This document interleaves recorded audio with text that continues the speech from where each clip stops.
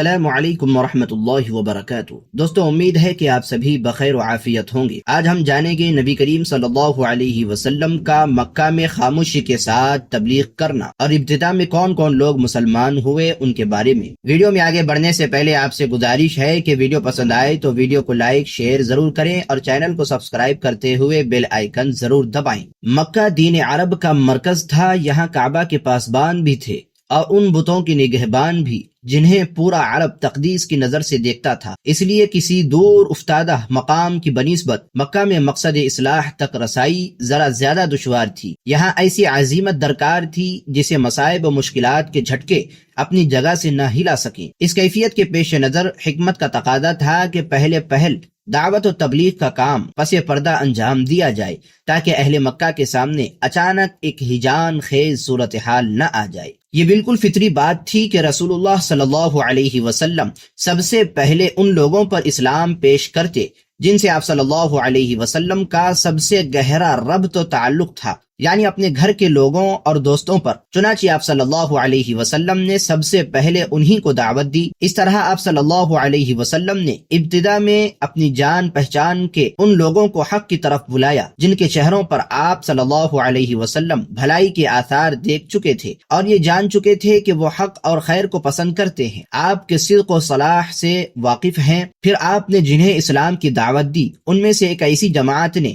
جسے کبھی بھی رسول اللہ صلی اللہ علیہ وسلم کی عظمت، جلالت نفس اور سچائی پر شبہ نہ گزرا تھا، آپ کی دعوت قبول کر لی۔ یہ اسلامی تاریخ میں سابقین اولین کے وصف سے مشہور ہیں۔ ان میں سر فہرست آپ صلی اللہ علیہ وسلم کی زوجہ ام المؤمنین حضرت خدیجہ بنت خویلد رضی اللہ عنہا، آپ صلی اللہ علیہ وسلم کے آزاد کردہ غلام حضرت زید بن حارثہ رضی اللہ عنہ، آپ صلی اللہ علیہ وسلم کے چچیرے بھائی حضرت علی بن ابی طالب جو ابھی آپ صلی اللہ علیہ وسلم کے زیر کفالت بچے تھے، اور آپ کے یار غار حضرت ابو بکر صدیق رضی اللہ عنہم اجمعین ہیں۔ یہ سب کے سب پہلے ہی دن مسلمان ہو گئے تھے۔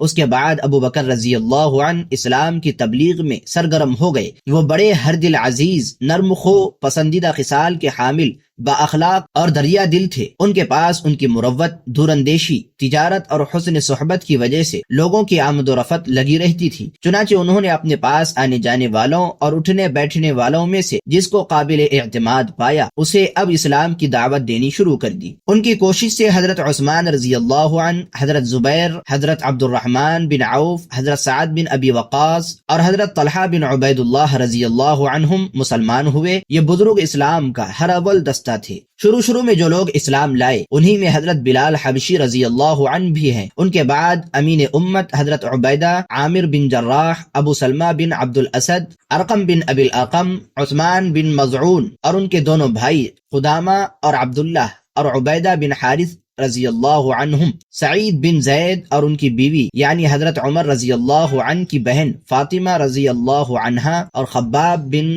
ارت رضی اللہ عنہ، عبداللہ بن مسعود رضی اللہ عنہ اور دوسرے کئی افراد مسلمان ہوئے۔ یہ لوگ مجموعی طور پر قریش کی تمام شاخوں سے تعلق رکھتے تھے۔ ابن ہشام نے ان کی تعداد 40 بتائی ہے۔ اس کے بعد مرد اور عورتیں اسلام میں جماعت در جماعت داخل ہوئے، یہاں تک کہ مکہ مکرمہ میں اسلام کا ذکر پھیل گیا اور لوگوں میں اس کا چرچا ہو گیا۔ یہ لوگ چھپ چھپا کر مسلمان ہوئے تھے اور رسول اللہ صلی اللہ علیہ وسلم بھی چھپ چھپا کر ہی ان کی رہنمائی اور دینی تعلیم کے لیے ان کے ساتھ جمع ہوتے تھے، کیونکہ تبلیغ کا کام ابھی تک انفرادی طور پر پس پردہ چل رہا تھا۔ ادھر سورہ مدثر کی ابتدائی آیات کے بعد وحی کی آمد پورے تسلسل اور گرم رفتاری کے ساتھ جاری تھی۔ اس دور میں چھوٹی چھوٹی آیتیں نازل ہو رہی تھیں۔ ان آیتوں کا خاتمہ یکساں قسم کے بڑے پرکشش الفاظ پر ہوتا تھا اور ان میں بڑی سکون بخش اور جاذب قلب نغمگی ہوتی تھی جو اس پرسکون اور رقت آمیز فضا کے عین مطابق ہوتی تھی۔ ابتداءً جو کچھ نازل ہوا اسی میں نماز کا بھی حکم تھا کہ اللہ تعالیٰ نے ابتدائے اسلام میں واقعہ معراج سے پہلے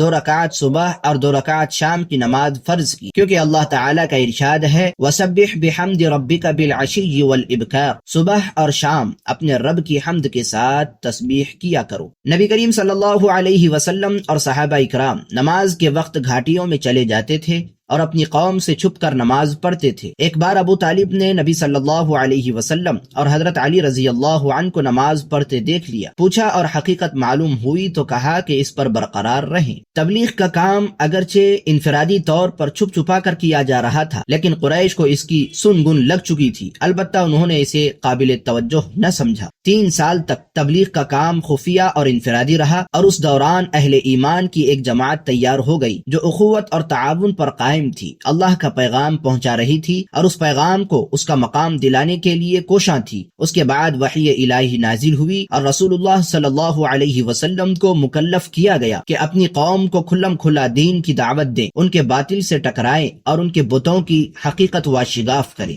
اسی پر ہماری اس قسط کا اختتام ہوتا ہے۔ انشاءاللہ اگلی قسط میں ہم جانیں گے کھلے طور پر دین کی تبلیغ اور آپ صلی اللہ علیہ وسلم کا صفا پہاڑی پر چڑھ کر قریش کو آواز لگانا اور ان کو پیغام سنانا، ان سب کے بارے میں۔ تو اگلی قسط کو جاننے کے لیے چینل کو ضرور سبسکرائب کریں، ویڈیو پسند آئی ہو تو ویڈیو کو لائک شیئر ضرور کریں۔ السلام علیکم ورحمۃ اللہ وبرکاتہ۔